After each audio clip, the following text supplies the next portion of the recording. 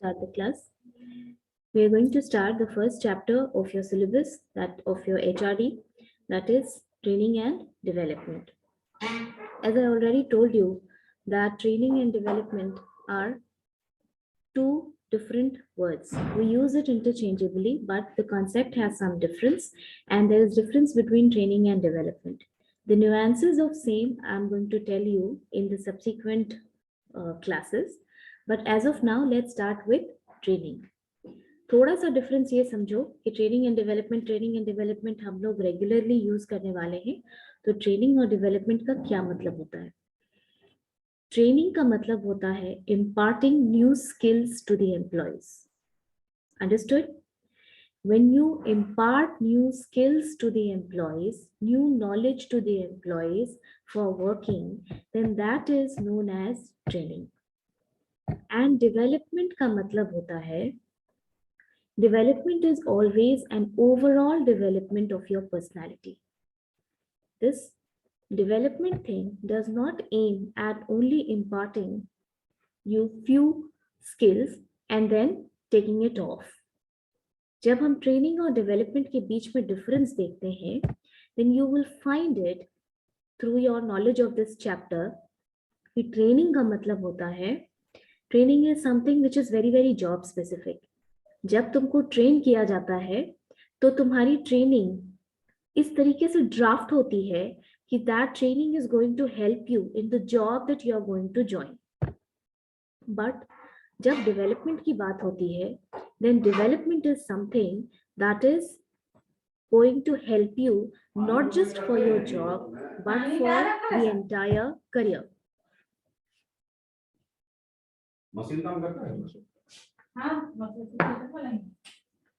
For your entire career. So when we say that training and development, you will understand that training is job centered and development is career centered. Okay. Now, can somebody tell me what is training? In the payroll classes, not in payroll but HR workshop classes, I think जो जिन लोगों ने किया है वो जितना इस chapter में है उससे ज्यादा जानेंगे. Did you go through training and development? Ma'am waiting room में वेट कर रही है, सब अलाउ कर दीजिए.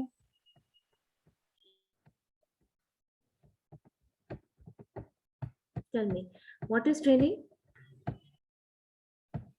Ma'am, it is a system used by organization to improve the skill and performance of the employee.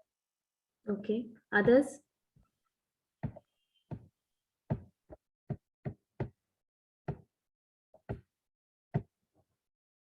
Others?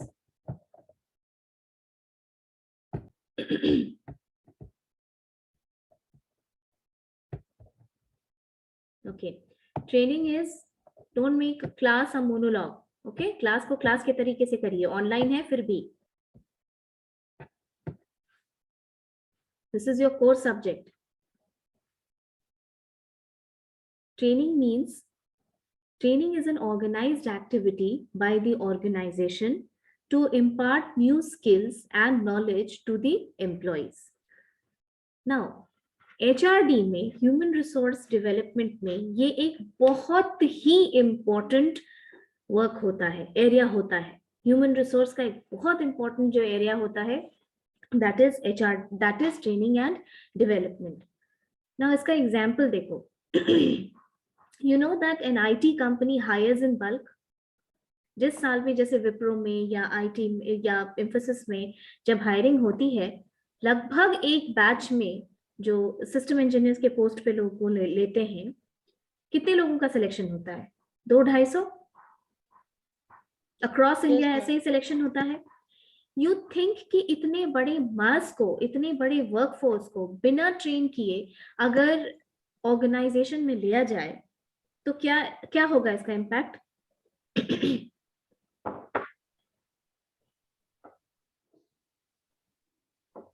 हम अच्छे से वर्क नहीं कर पाएंगे. बहुत केओस होगा, कंफ्यूजन होगा कि उनको करना क्या है, उनको काम कैसे परफॉर्म करना है. Overall productivity will go down.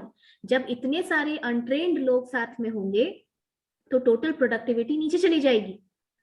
Productivity क्या होता है? What is productivity?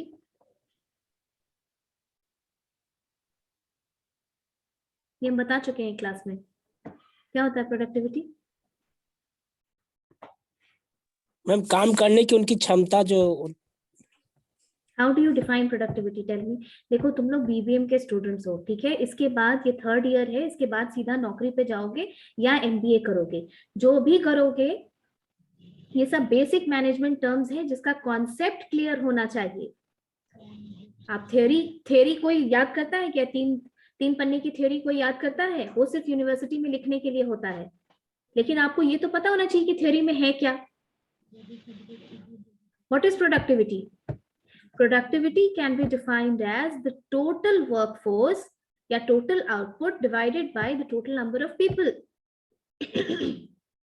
ठीक है, इसीलिए हम बोले कि आप एड ऑन वाली कॉपी एक बार पलट के देखिए, वहां पे सारे ये सब टर्म्स को डिफाइन किया गया है। और ट्रेनिंग एंड डेवलपमेंट में एक दो वर्ड और है जिसको बहुत फ्रीक्वेंटली हम लोग यूज करेंगे। One is effective and the other is efficient. For efficiency and effectiveness, इन दोनों वर्ड्स में क्या डिफरेंस होता है?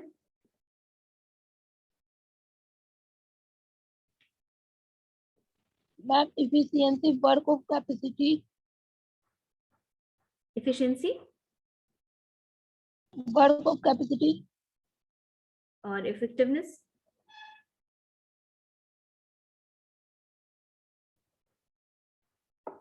एनीवन?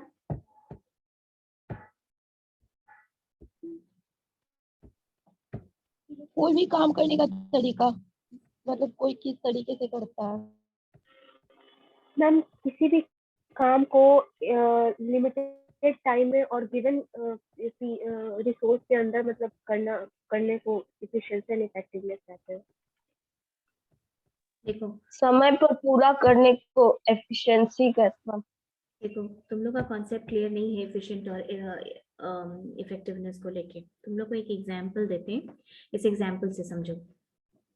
जब बीबीएम में एडमिशन ले रहे थे तो काफी और कोर्स भी देखे होंगे, सोचे होंगे। जो लोग इंटर में आर्ट्स बैकग्राउंड से हैं उनको लगा होगा कि हम बीए में एडमिशन ले लेते हैं। जो इंटर में कॉमर्स बैकग्राउंड के हैं उनको लगा होगा कि हम बीकॉम में एडमिशन ले लेते हैं। बीबीएम में एडमिशन लेने के पहले थोड़ा सा मन में स्पेकुलेशंस होगा, लेकिन लोगों से बात करके या अपने जजमेंट कैपेसिटी से या पेरेंट्स से बात करके आपने बीबीएम में एडमिशन लिया। Yes ma'am.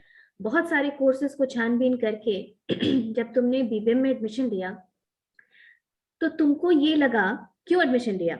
ये सोच करके लिया होगा कि this is the most right thing, शायद ये बाकी ऑप्शंस में सबसे ज्यादा करेक्ट है तुम्हारे लिए। अंडरस्टूड?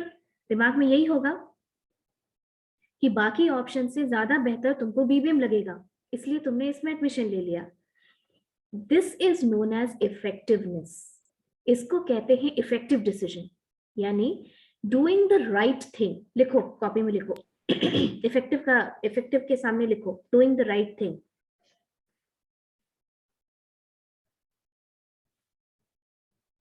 ये वर्ड हम लोग बार बार यूज करेंगे, प्रोडक्टिविटी बार बार यूज करेंगे, इसलिए इसका कॉन्सेप्ट क्लियर होना चाहिए। मैम प्रोडक्टिविटी का भी बता दीजिए। ठीक है, बताते हैं। पहले आप लिखिए उसका इफेक्टिवनेस का। इफेक्टिव का मतलब डूइंग द राइट थिंग। ये हुआ जब तुमने बीबीएम में एडमिशन लेने के पहले बहुत छानबीन की कि this is probably the most right thing which you can do with your career, तो तुमने इफेक्टिव लिया। अब एडमिशन ले लिया और तुम यहाँ पढ़ नहीं रहे हो, ठीक है, क्लासेस बंक कर रहे हो, क्लास अटेंड नहीं कर रहे हो, तो क्या तुम अपनी पूरी एफिशिएंसी पुट फॉरवर्ड कर रहे हो? नहीं कर रहे हो। सही डिसीजन ले लिया लेकिन सही डिलीवर नहीं कर रहे हो। सिर्फ एक बार किसी काम को अपने गोल तक पहुंचाने के लिए सिर्फ इफेक्टिव डिसीजन लेना जरूरी ही इंपॉर्टेंट नहीं होता है, उस काम को फुल एफिशिएंसी से डिलीवर करना इंपॉर्टेंट होता है। जैसे इफेक्टिव डिसीजन ले लिया तुमने कि बीबीएम कोर्स तुम्हारे करियर के लिए सबसे अच्छा है, लेकिन इसके बाद तुम क्लास नहीं करते हो। ये कॉलेज भी अगर ये बोले कि हम आपको एक बहुत अच्छा बीबीएम कोर्स देते हैं, लेकिन ये कॉलेज आपको अच्छे टीचर्स प्रोवाइड ना करे, जो रिसोर्सेज हैं वो प्रोवाइड न करें। तो इसका क्या मतलब हुआ कि कॉलेज फुल इफिशिएंसी से ये कोर्स डिलीवर नहीं कर रहा है। अंडरस्टूड? इसको कहते हैं इफिशिएंसी। अब इसको हाइंडसाइट पे समझो। अगर तुमने बीबीएम में एडमिशन लिया, ठीक है, तुम्हारे करियर के लिए बहुत जरूरी है। अब तुम बहुत अच्छे से क्लास कर रहे हो, पढ़ रहे हो, क्लास में जितनी पढ़ाई होती है उसको रिवाइज करते हो, अपने से भी जाके ऐड करते हो, इधर उधर का इंफॉर्मेशन भी कलेक्ट करते हो, और इस सब्जेक्ट का जितना कंटेंट है या फ्रूटफुलनेस है उसको तुम पूरी तरह जस्टिफाई कर रहे हो। This way you are working with full efficiency. ये तुम्हारी इफिशिएंसी को बढ़ाएगा। यही डिफरेंस होता है इफेक्टिव और एफिशिएंट में। यानी effective is doing the right thing and efficient is doing things right. लिखो, doing things right is efficient.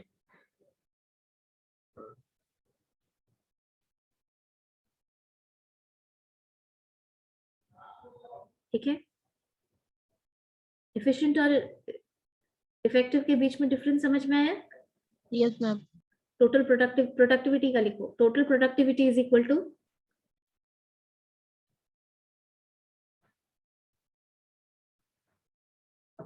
total output divided by total manpower.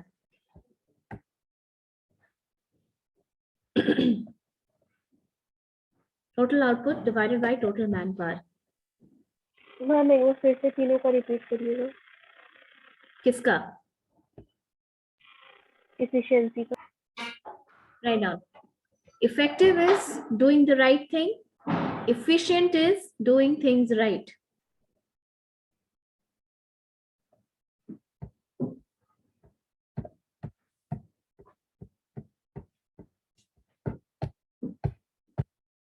Doing things right.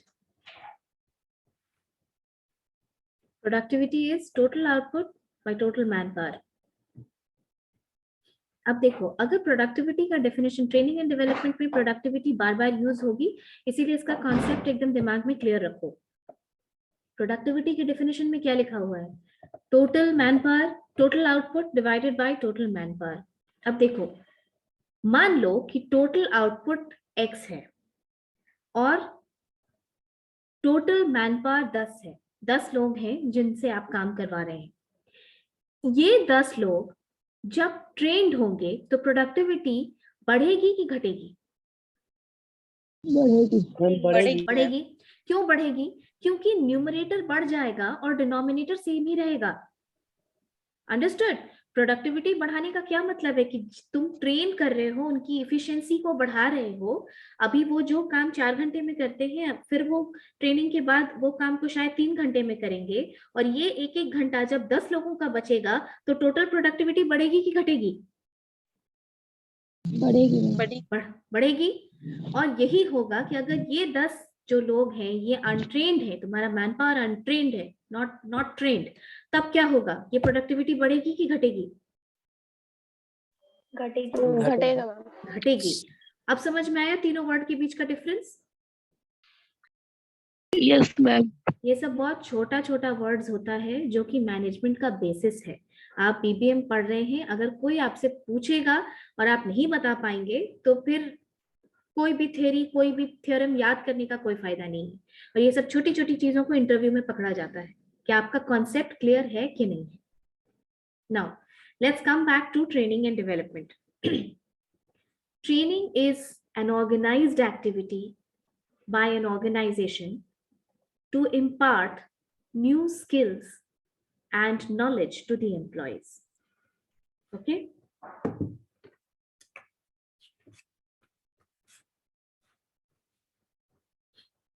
Training is an organized activity by the organization to impart new skills and knowledge to the employees.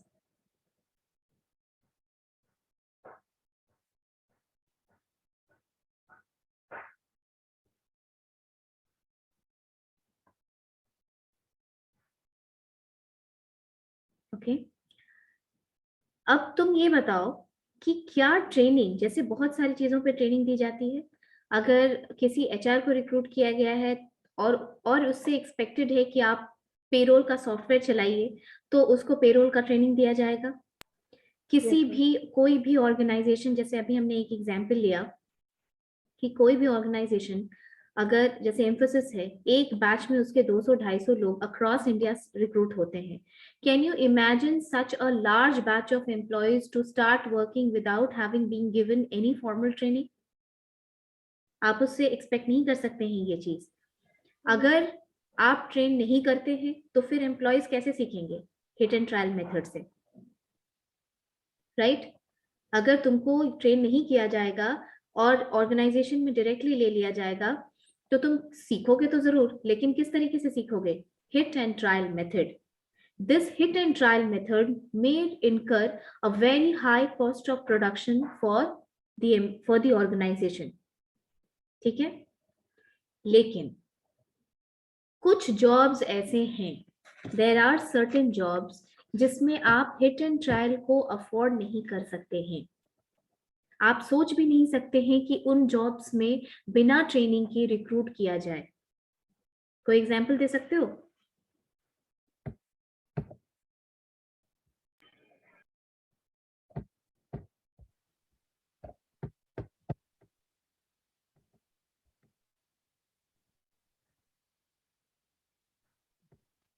IT sector में।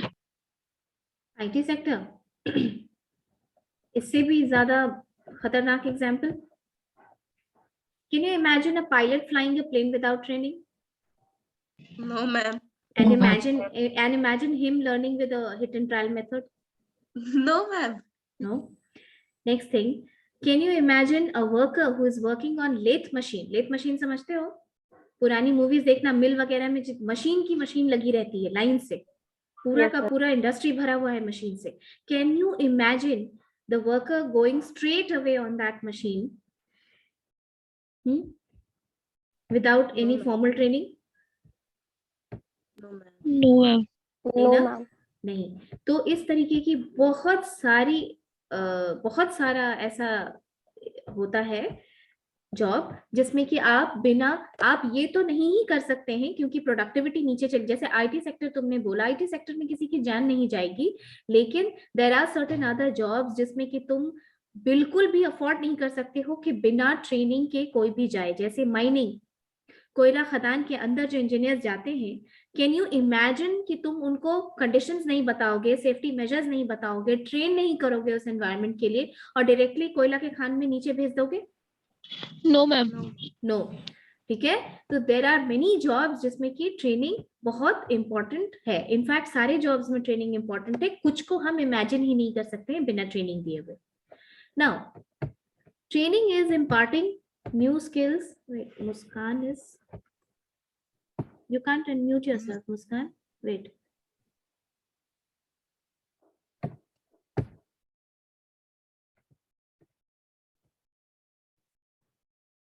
One minute.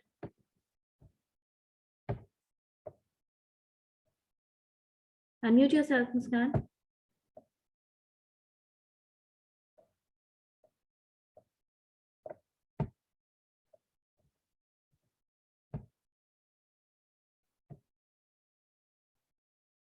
Can you unmute now, Muskan?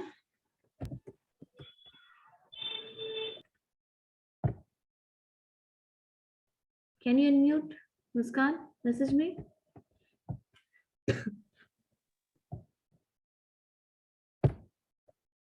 No. What happened?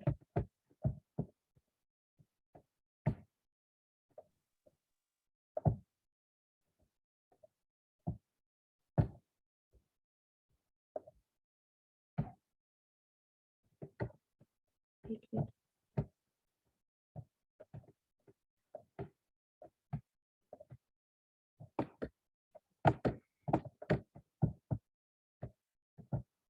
It didn't happen in the last class, right? This maybe.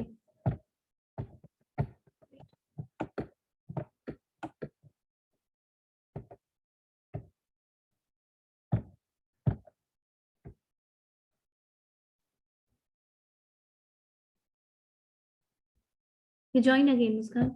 I'm sending you out. You join again. Okay, so there are jobs which cannot be imagined without giving them training before joining the work. Training और भी तरीके की होती है। क्या एक बार तुमने किसी ऑर्गेनाइजेशन को ज्वाइन किया तो क्या जिंदगी भर उसी ट्रेनिंग से तुम काम कर लोगे, रिटायर हो जाओगे?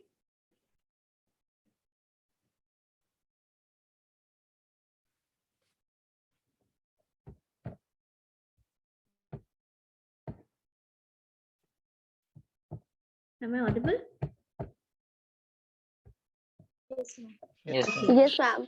Now tell me कि अगर आप जैसे ऑर्गेनाइजेशन ज्वाइन करते वक्त आपको ट्रेनिंग दी गई, क्या आप रिटायर भी उसी ट्रेनिंग से हो जाएंगे? Do you not need training in between? No, ma'am. Yes, sir. No, ma'am. नहीं ना, you need training. There is a word called refresher training. याद रखना, आप बोरिंग रोड क्रॉस करेंगे ना तो वहां पर आपको बहुत ज्यादा रिफ्रेशर ट्रेनिंग का पोस्टर दिखेगा।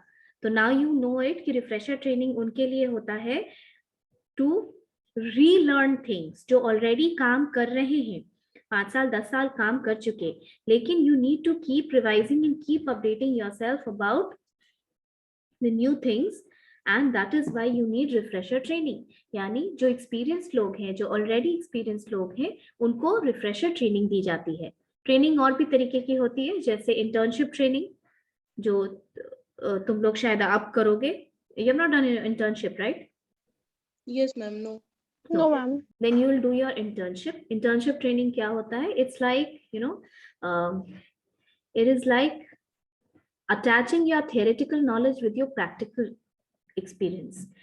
जनरली इंटर्नशिप का मतलब होता है कि आपको इंडस्ट्रियल विजिट कराया जाता है ये इंडस्ट्रियल नॉलेज इम्पार्ट करने के लिए, या आप जिस ऑर्गेनाइजेशन में काम करते हैं, जैसे तुम अभी एचआर पढ़ रहे हो, तुम ओबी पढ़ रहे हो, ठीक है, तुमको पता है कि ऑर्गेनाइजेशन में हमने बहुत पढ़ाया कि भाई ऑर्गेनाइजेशन में ग्रुप का बहुत इंपॉर्टेंस है, टीम का बहुत इंपॉर्टेंस है, but you do not know it until you feel it first hand.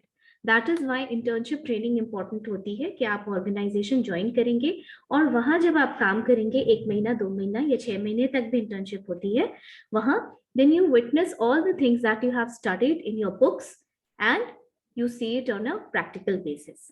ठीक है, तो इंटर्नशिप ट्रेनिंग होती है, अप्रेंटिस ट्रेनिंग होती है। अप्रेंटिस सुना है? Yes ma'am.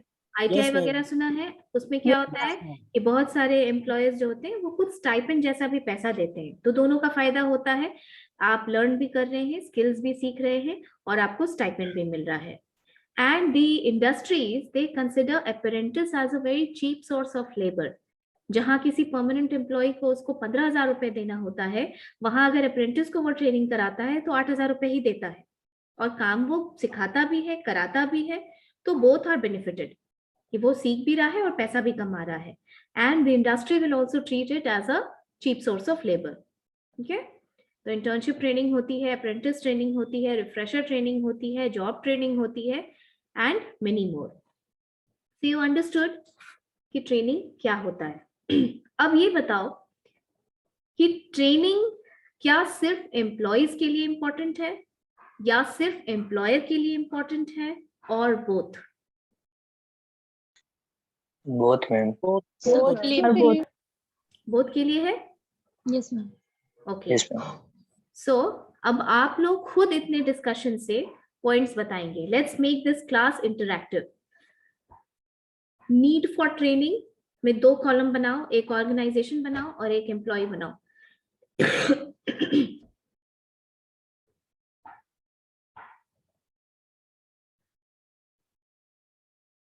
Ma'am, need for training. हाँ, why is training needed?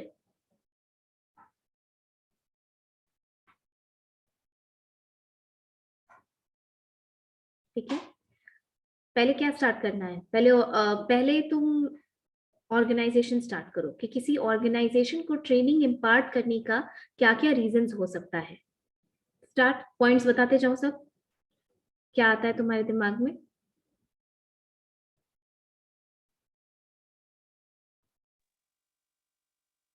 गलत सही जो भी है आप इंटरैक्ट कीजिए क्लास में, ऐसे ही सीखेंगे। मैम ऑर्गेनाइजेशन के लिए। हाँ, पहले ऑर्गेनाइजेशन के लिए बताओ। To increase productivity. Increase productivity, first point लिखो सब लोग, इंक्रीज प्रोडक्टिविटी।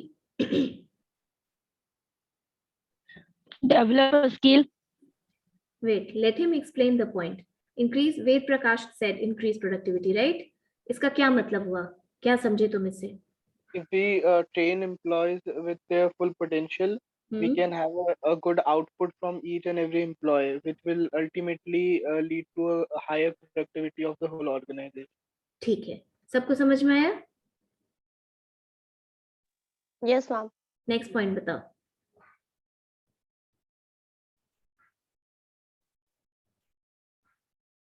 नेक्स्ट पॉइंट बताओ. Ma'am, developed employees skill. Developed employee skill, ये हम लोग एम्प्लॉयज में डालेंगे. ठीक है, ऑर्गेनाइजेशन पॉइंट सही है तुम्हारा. What will put it in employees column. Organisation के पॉइंट ऑफ व्यू से बताओ.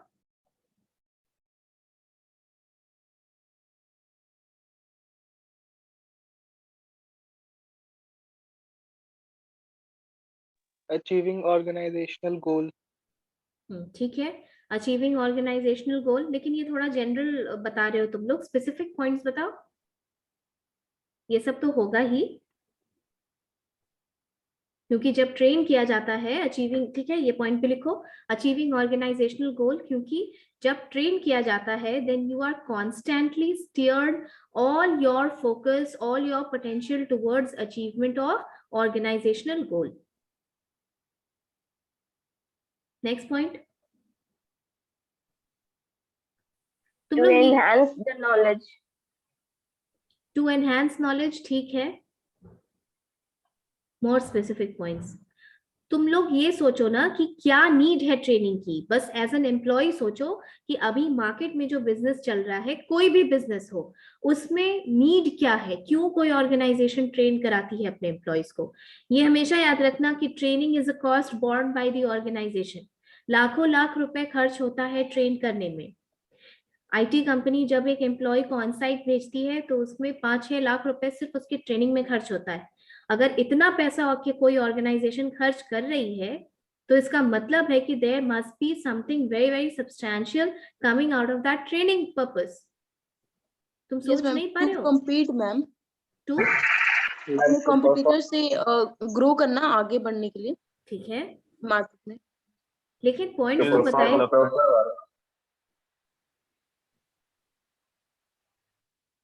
अच्छा, can you not think of advanced technology, right? Yes, ma'am. देखो, this is today the business is working in a highly dynamic environment जहां पर technology बहुत तेजी से चेंज हो रही है. और न्यू स्किल्स जब तुमको इम्पार्ट किया जा रहा है, उस स्किल को कंप्लीट ऑब्सोलेंस, ऑब्सोलेंस मतलब खत्म हो गया, उसकी यूटिलिटी खत्म हो गई, कोई मशीन ऑब्सोलीट हो गया, यानी उसका कोई काम नहीं है. कंप्लीट ऑब्सोलेंस किसी स्किल का तभी होगा जब वो टेक्नोलॉजी ही चेंज हो जाएगी, राइट? तुमको मैंने अभी कोई टेक्नोलॉजी सिखाई, उस टेक्नोलॉजी के लिए तुमको ट्रेन किया गया. अब बिजनेस और इवॉल्व हुआ और मॉडर्नाइज हुआ, उस टेक्नोलॉजी की ही जरूरत खत्म हो गई, तो वो टेक्नोलॉजी अब कहीं किसी बिजनेस में चलता ही नहीं. तभी तो वो स्किल यूजलेस होगा, अदरवाइज तो तुम स्किल्ड हो गए. और the business is working in a highly dynamic environment. तो इतने डायनामिक एनवायरनमेंट में every time new technology is coming and changing. इस एडवांस टेक्नोलॉजी को लर्न करने के लिए हमेशा अपने एम्प्लॉयज को ट्रेन किया जाना जरूरी होता है. Understood? You cannot expect the same employee to work on a new technology without having been imparted the training to them. और ये खासकर किस सेक्टर्स में ज्यादा होता है बताइए. IT. इलेक्ट्रॉनिक्स, डिजिटल, जितनी भी चीजें हैं. हर 6 महीने एडवांस टीवी आ रहा है. देन यू कैन इमेजिन कि हर 6 महीने अगर एडवांस वॉशिंग मशीन आ रहा है, एडवांस टीवी आ रहा है, तो उस टेक्नोलॉजी को डेवलप करने के लिए कहीं ना कहीं लोगों को ट्रेन किया जा रहा है उस हिसाब से. Understood? Yes ma'am. And IT electronics is one sector where the change of technology is very very rapid. जैसे एक टाइम पे Fortran, COBOL was very very important. अब जावा, C++, पाइथन, ब्लॉकचेन, ब्लॉकचेन का अभी प्रोग्राम हुआ ना यहाँ पर workshop? Yes ma'am. Blockchain is an extremely important future technology. इस पे बहुत सारा काम हो रहा है। फेसबुक का बहुत सारा फीचर्स ब्लॉकचेन पे काम करता है। So you better understand that advanced technology is one reason why training is needed by the organization. 3 points लिखा, increased productivity, दूसरा organizational goal, तीसरा advanced technology. उसके बाद लिखिए for better safety.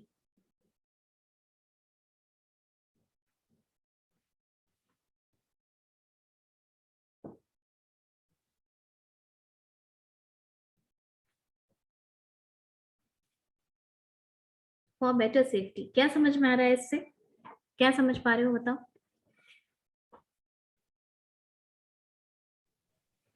मैम अगर एम्प्लॉयज ट्रेन रहेंगे तो ऑर्गेनाइजेशन को कोई हार्म नहीं होगा और वो काम भी अच्छे से करेंगे।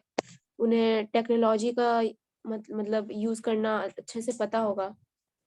नो, सेफ्टी की बात हो रही है। आप जो बताई थी कि फैक्ट्री में बहुत सारा ब्लास्ट होता है या केमिकल प्रोसेस के थ्रू अगर कोई एक्सीडेंट हो गया, तो अगर इन लोग को इतना नॉलेज होगा तो वो एक्सीडेंट का रेशियो कम हो जाएगा। गुड, यही होता है। देखो, कभी देखा है एनएचपीसी का प्लांट देखे हो, नेशनल हाइड्रो पावर प्रोजेक्ट का? कभी देखे हो टीवी वगैरह में? जहां बांध होता है वहां के ऊपर काम होता है, वहां पानी बहता है, नदी के ऊपर बांध बनता है। Yes ma'am. यस, वो होता है। माइनिंग में इंजीनियर्स नीचे जाते हैं, माइनिंग इंजीनियर वर्कर नीचे जाते हैं। Yes ma'am. उस माइनिंग में टेम्परेचर का प्रॉब्लम है, ह्यूमिडिटी का प्रॉब्लम है, कोयला रहता है, एयर का प्रॉब्लम है। एयर का प्रॉब्लम है, Yes, ऑक्सीजन रहता है, ऑक्सीजन बहुत कम होता है। उसके बाद देखो फैक्ट्रीज में फैक्ट्रीज जहां पे भी तुम फैक्ट्रीज की बात करोगी वहां एक सेफ्टी इंजीनियर होता है। फैक्ट्रीज एक्ट में ये चीजें मेंशन की गई हैं कि हर 1000 वर्कर पे, जहां 1000 का स्ट्रेंथ है, वहां हर 1000 पे एक सेफ्टी इंजीनियर का रहना जरूरी है, सेफ्टी ऑफिसर का रहना जरूरी है। क्यों? कोई भी फैक्ट्री बिना गैस पाइपलाइन के काम नहीं करती है, बिना गैस चेंबर के काम नहीं करती है। जैसे तुम पाटलिपुत्र आओगे तो बगल में कोको कोला है, देखा है? हर वक्त यहाँ Yes, ma'am. फर्नेस पे काम होता Yes. है, गैस चेंबर है, यहाँ पे एक्सप्लोजन हो सकता है। ये एग्जाम्पल्स हैं। और सोचो, जब 12th में होगे तुम लोग, जिसका जिसका साइंस होगा, लैब में एक्सपेरिमेंट किए होगे। Yes, ma'am. वहां क्या होता है, पिपेट से तुम 1 मिलीलीटर या 2 मिलीलीटर या उतना भी नहीं सल्फ्यूरिक एसिड निकालते हो, हाइड्रोक्लोरिक एसिड निकालते हो, नाइट्रिक एसिड निकालते हो और एक्सपेरिमेंट करते हो। राइट? यस। वो 1 मिलीलीटर अगर गलती से तुम्हारे हाथ पे गिर जाएगा ना, अगर हाथ पे, वो सारा स्किन पीला हो जाएगा, स्किन जल जाएगा। कॉन्सेंट्रेटेड सल्फ्यूरिक एसिड का बॉटल खोलते के साथ उसमें से धुआं निकलता है। जस्ट इमेजिन कि ये तो लैब की बात है, इवन टॉयलेट्स में जो एसिड क्लीन करने के लिए आज भी घरों में यूज होता है, that acid is highly diluted. बहुत डाइल्यूट करने के बाद भी वो एसिड अगर किसी के पैर पे गिर जाए या किसी तरीके का कोई एक्सीडेंट हो जाए तो आपका स्किन डैमेज या फेटल ना भी होगा तो वो बहुत हैवी डैमेज कॉज करेगा, इतना परसेंटेज डाइल्यूट होने के बावजूद। तो सोचो कि इतनी केमिकल फैक्ट्रीज है, इतनी पटाखा फैक्ट्रीज है, वहां तो ये इसका मैन्युफैक्चरिंग हो रहा है ना? इतने बड़े बड़े फर्नेस में, इतना बड़ा बड़ा टैंक में सल्फ्यूरिक एसिड बन रहा है। Imagine the amount of safety that is needed. Imagine the kind of training that is needed for the employees to work on this kind of chemical. You getting my point? अब समझ में आया तुमको कि safety का क्या मतलब है? जब इस ऐसे कामों के लिए लोगों को लिया जाता है, दे आर हाईली ट्रेन्ड, कि आपको ये बताया जाता है कि अगर आप सेफ्टी डिवाइस नहीं पहनेंगे, अगर आप सेफ्टी गियर नहीं पहनेंगे और सेफ्टी मेजर्स नहीं लेंगे, this could cause nothing but your life. Understood? Yes ma'am. और गवर्नमेंट ने भी इस तरीके की गाइडलाइंस बनाई है कि पूरी ट्रेनिंग के बाद भी, जब कॉम्पेंसेशन तुमको पढ़ा रहे थे हम, याद तो नहीं होगा, बट कॉम्पेंसेशन एक्ट जब 1923 तुम लोग को पढ़ा रहे थे सोशल सिक्योरिटी में, तब उसकी एक एलिजिबिलिटी कंडीशन ये भी थी कि कॉम्पेंसेशन मिलने के लिए तो तुमको मिलेगा कि 3 दिन तक अगर तुम बीमार हो या कोई ऐसी बात हो गई, your injury should remain for 3 days। लेकिन कैसे केसेस में नहीं मिलेगा? जब तुमने wilful disregard of safety measures किया है। अब तुम काम कर रहे हो गैस टैंक पे और तुम बिना सेफ्टी सूट पहने चले गए, तुमने चश्मा नहीं पहना, तुमने गियर नहीं पहना, and you went and you had an accident, और जब इंक्वायरी बैठी तो ये बात पता चली, then you will not be eligible for compensation. Understood? समझ में आ रही बात? इसीलिए जब ट्रेनिंग दी जाती है, ट्रेनिंग का एक बहुत इंपॉर्टेंट नीड ये भी होता है कि your safety should be prevented, किसी तरीके का कोई एक्सीडेंट ना हो, कोई मिसहैप ना हो, इसलिए ट्रेनिंग इंपॉर्टेंट होती है इंक्रीज सेफ्टी के लिए। Got this point? Next point लिखो, standardization of product and services. Next point लिखो, standardization of products and services.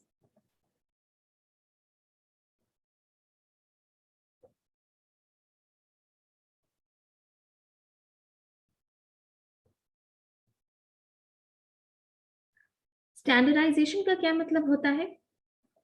किसी चीज का ये स्टैंडर्ड प्रोडक्ट है। जैसे आप जब भी see there is one person who is entering the room now when the class is getting over. I'm not allowed. Okay.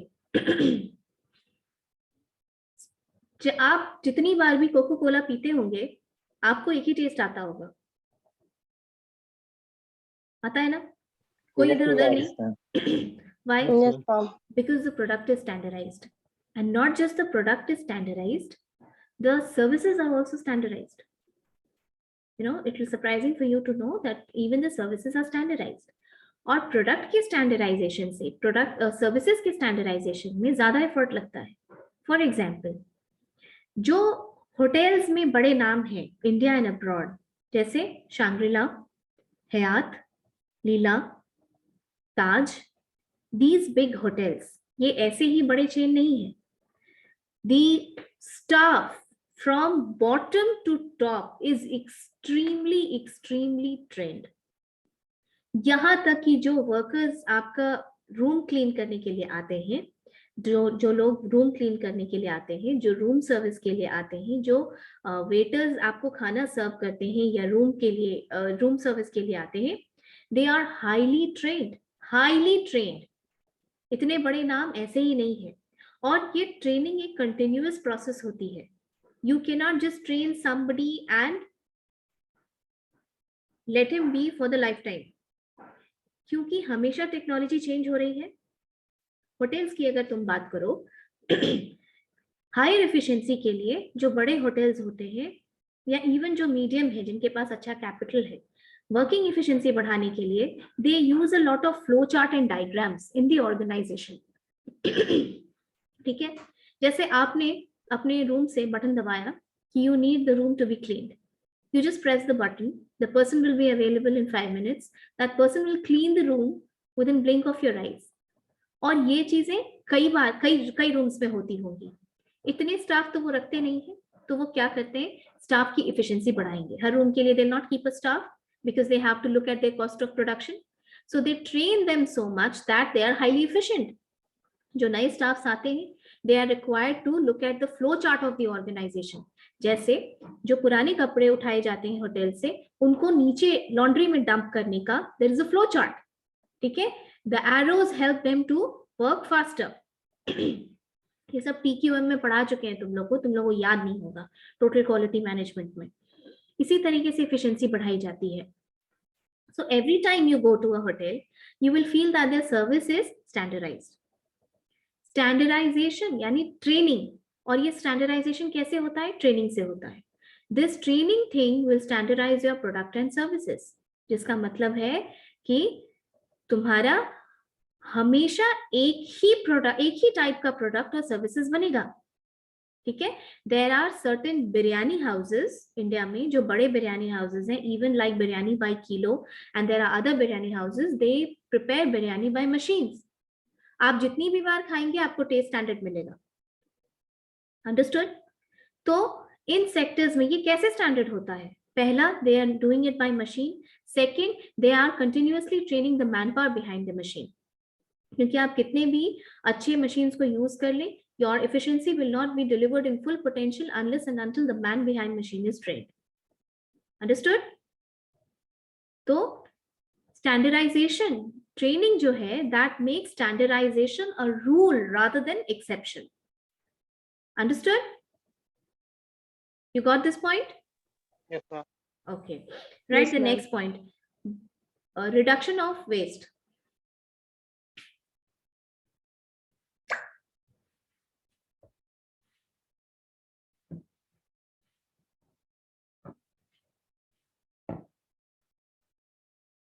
अब इतना जो ट्रेनिंग हम समझाए, इसके बाद आई थिंक ये पॉइंट तुम लोग खुद डिस्कस करोगे। बताओ रिडक्शन ऑफ वेस्ट कैसे होगा? मैम किसी भी चीज का वेस्ट ना हो, क्यों? कैसे कम वेस्ट नहीं हो। होगा? उनको प्रॉपर ट्रेनिंग प्रोवाइड करेंगे तो उसको वेस्ट कम होगा। Yes, ma'am, प्रॉपर गलती कम यूटिलाइजेशन होगा करेंगे। रिसोर्स का। ठीक है, एक छोटा सा एग्जाम्पल देते हैं जो तुम्हारे बुक से रिलेटेड नहीं है। तुम अभी किचन में खाना बनाने जाओगे, एक आलू, सब समझो कि एक आलू बैगन की सब्जी बनानी है तुमको, तो तुम रिसोर्सेज ज्यादा इफिशिएंटली यूटिलाइज करोगे कि तुम्हारी मम्मी? मम्मी। क्यों? मैम क्योंकि वो उनको ट्रेंड मालूम है मैम, वो ट्रेंड है। बहुत टाइम से करनी, वो ट्रेंड है, एक्सपीरियंस। वो ट्रेंड है। अगर तुमको दिया जाएगा, अब ठीक है कुछ लोग एफिशिएंट होंगे, सीख गए होंगे, this is a very small example जो हम तुमको समझाना चाह रहे हैं उससे, it's not exactly at the same weight, लेकिन आप समझिए कि अगर आपको खाना बनाना नहीं आता है और आप बस देख रहे हैं, आई टोल्ड यू कि हिट एंड ट्रायल मेथड से भी सीखा जाता है, लेकिन the employers cost of production will go very high. जैसे आप रोज किचन से क्रॉस करते होंगे, देखते ही हैं, इतने दिन से देख के बड़े हो रहे हैं कि मम्मी खाना कैसे बनाती है, लेकिन अगर आपको दे दिया जाए कि फुल फ्लेजेड एक मील बनाओ, हो सकता है तुम गैस कम के बदले जहां कम गैस की जरूरत है वहां तुम तेज गैस कर दो, तुमने गैस का रिसोर्स वेस्ट किया। दूसरी चीज, जहां सब्जी काट करके उसको पानी में डाला जाता है ढक के ताकि स्टीम से वो पक जाए, वहां तुमने खुला स्टीम का यूज नहीं किया, दैट इज वेस्टिंग रिसोर्सेज। कम तेल के बदले तुमने ज्यादा तेल यूज कर दिया, यू आर वेस्टिंग रिसोर्सेज। ठीक है, उसके बाद इफिशिएंट हो तो ठीक है, नहीं तो पता चला कि कुछ जला पका भी दिया। ठीक है, सो अल्टीमेट आउटपुट जो तुम्हारा होगा दैट वो तो सफर करेगा ही, और इन बिटवीन जो तुमने इतना रिसोर्सेज वेस्ट किया that will lead to a higher cost of production. Understood? इस चीज को बस इससे समझने की कोशिश करो कि मान लो कि 100 रुपीज के कॉस्ट पे तुम्हारी मम्मी उसको बना सकती है, तुमने यूज कर लिया सब चीज वेस्ट कर करके। Yes Ved Prakash. Ma'am Rajiv waiting room में वो मैसेज कर रहा है, उसका No, connection. but he has joined the class at 11:46. So I'll not allow you some. He did not join it. ठीक है, पहले उसने ज्वाइन करने की कोशिश नहीं की थी। ओके। हाँ, देयर इज वन गर्ल, उसका कनेक्शन प्रॉब्लम है, शुरू से है, आई कैन सी हर, आभा कुमारी, तो वो ट्राई करती रहती है, आई नो कि who are joining and who are not. At 11:46 I will not allow you in my class now. तो जहां कॉस्ट ऑफ प्रोडक्शन तुम्हारी मम्मी का 100 रुपीज है, वहां तुमने कॉस्ट ऑफ प्रोडक्शन 150 रुपीज कर दिया, सब कुछ वेस्ट कर आके, plus the output that you delivered is also not up to the mark. जैसा मम्मी बनाती है वैसा आप खाना भी नहीं बनाए, बना तो दिया, तो वैसे ही कुछ भी प्रोडक्ट एंड सर्विस मैन्युफैक्चर तो कर दिया, but is that a standard product? Is that living up to the quality? इसीलिए ट्रेनिंग देना बहुत जरूरी है। A trained worker will always scrap down the waste, वो रिसोर्सेज का ऑप्टिमम यूटिलाइजेशन करेगा और वेस्ट को बचाएगा, जिससे कॉस्ट ऑफ प्रोडक्शन नीचे जाएगा और प्रोडक्टिविटी हाई होगी। Got it? Got it ma'am. Yes ma'am. एक लास्ट पॉइंट लिखो इसमें, ऑर्गेनाइजेशन में good IR, good industrial relations.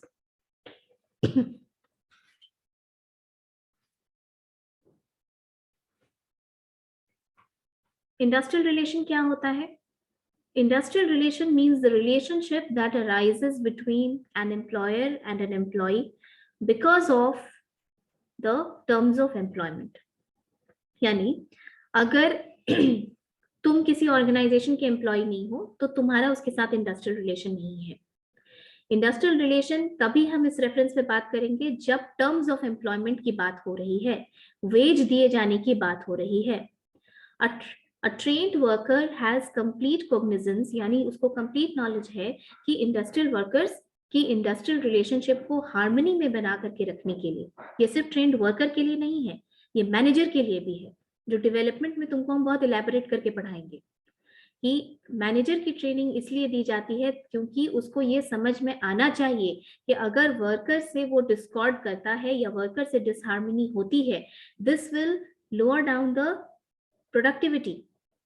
कुछ ऑर्गेनाइजेशंस हैं, कुछ इंडस्ट्री हैं जैसे कोल इंडिया, ये कंप्लीटली लेबर इंटेंसिव फील्ड है. जूट, ये सब लेबर इंटेंसिव इंडस्ट्री है. यहाँ अगर वर्कर स्ट्राइक कर देते हैं या वर्कर से रिलेटेड प्रॉब्लम्स होती है, ट्रेड यूनियन नाराज हो जाता है, तो बहुत प्रॉब्लम होता है to bring them back to work. इसीलिए ट्रेन किया जाता है उनको कि आप इफिशिएंटली वर्कर्स को हैंडल कर सकिए. अंडरस्टूड? एक एचआर मैनेजर जो होता है उसको बहुत ट्रेनिंग इसलिए भी दी जाती है कि आप वर्कर को हैंडल कर पाए, उनके प्रॉब्लम्स को सॉल्व कर पाए बिना उनको हर्ट किए, बिना उनको कोई ग्रीवांस रखे हुए. ठीक है? So training is also something which helps you to maintain good industrial relationship. This was all that we discussed about the training as a need for the organization. In the next class, that is tomorrow, we will discuss training as a need for an individual. Okay?